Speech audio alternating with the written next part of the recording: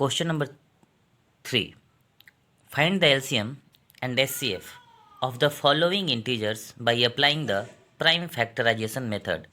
Exercise 1.2 class 10th के maths का ये क्वेश्चन है जिसमें कह रहा है कि आपको ये 3 नंबर दिए हुए हैं जिनका एलसीएम और एचसीएफ निकालना है प्राइम फैक्टराइजेशन मेथड से। हमने पहले क्वेश्चन में देखा था प्राइम फैक्टराइजेशन मेथड से कैसे भी किसी भी नंबर का हम आसानी से एलसीएम और एचसीएफ निकाल सकते हैं। तो सबसे पहले हमें बारी बारी से इन नंबर का एलसीएम और एचसीएफ निकालने की ज़रूरत पड़ेगी। तो चलिए प्राइम फैक्टराइजेशन मेथड से एलसीएम निकालने की कोशिश करते हैं। तो 12 का फैक्टर होगा 2 6 जा 12, 2 3 जा 6, 3 1 जा 3। तो 12 का फैक्टर आया 2 इंटू 2 इंटू 3। हम इसको उसके बाद 15 का निकाल के देखते हैं। 3 5 जा 15, 5 से 1 टाइम्स में गया तो 15 का फैक्टर आया 3 इंटू 5। 21 का फैक्टर, तो 21 का फैक्टर 3 से 7 टाइम्स में, 7 से 1 टाइम्स में, तो 21 का जो फैक्टर आया वो आया 3 इंटू 7। यहाँ तक तो आपने सबने निकाल लिया होगा। अब बाकी का बात करते हैं कि हम एलसीएम और एचसीएफ इन दोनों का कैसे निकालेंगे। तो जैसा कि सबसे पहले हम बात करते हैं एचसीएफ की। एचसीएफ क्या होता है? हाईएस्ट कॉमन फैक्टर, ऐसा फैक्टर जो तीनों में कॉमन हो। तो 2 तीनों में कॉमन नहीं है, यानी कि ये दोनों टर्म तो कैंसिल हो जाएंगे। 3 एक ऐसा टर्म है जो फर्स्ट में भी, सेकेंड में भी और थर्ड में भी कॉमन है, यानी कि जो इसका एचसीएफ होगा वो वैल्यू हो जाएगा 3। बात करते हैं एलसीएम की। एलसीएम होता है लोवेस्ट कॉमन फैक्टर, लेकिन इन द टर्म हम जब बात करेंगे तो लोवेस्ट कॉमन फैक्टर लेने के लिए हम यदि सबको पावर ग्रुप में कन्वर्ट करते हैं तो ये हो जाएगा 2 टू द पावर 2 इंटू 3, ये हो जाएगा 3। तो एलसीएम क्या होता है? जो कॉमन फैक्टर होगा बिल्कुल उसका अपोजिट करेंगे, कॉमन फैक्टर देखेंगे लेकिन जिसका सबसे पावर हाईएस्ट होगा।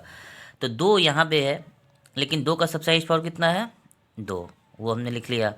3 कॉमन है, लेकिन 3 का हाईएस्ट पावर कितना है? 1, तो 3 एक बार हो गया। 5 का हाईएस्ट पावर 1, 7 का हाईएस्ट पावर 7। तो इस तरह से इनको हमने देखा तो आंसर देखे जाएंगे। 2 2 जा 4, 4 5 जा 20, 23 जा 60, 67 जा 420। तो एलसीएम इसका आएगा 420, 420। अब ये दोनों आ गए।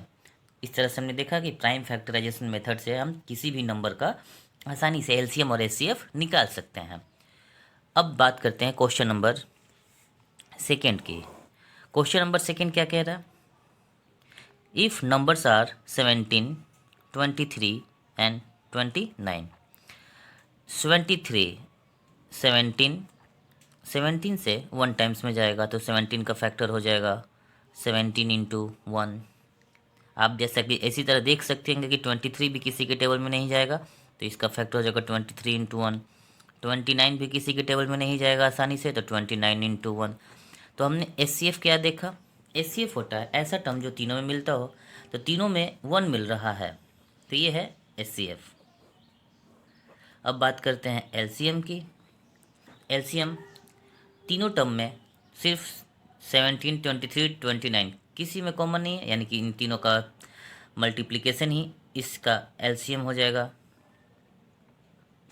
तो ये रहा आपका एलसीएम। यदि इन तीनों को सॉल्व करेंगे तो आपको रिजल्टेंट देंगे 11 3 9। तो ये होगा आपका एलसीएम। क्वेश्चन नंबर 2 समझ में आ गया होगा। तो क्वेश्चन नंबर 2 समझ में आ गया तो आपके रिविजन्स के लिए इसी का पार्ट 3 जिसको आप खुद सॉल्व करने की कोशिश करिएगा। आपके पास नंबर है 8, 9 एंड 25। इन्हीं तीनों नंबर का आपको एलसीएम भी निकालना है, एचसीएफ निकालना है प्राइम फैक्टराइजेशन मेथड से। हरी अप स्टूडेंट्स, उम्मीद कर रहा हूँ कॉन्सेप्ट आपको समझ में आ रहा होगा। जल्दी से इन दोनों सवालों के जवाब बताइए।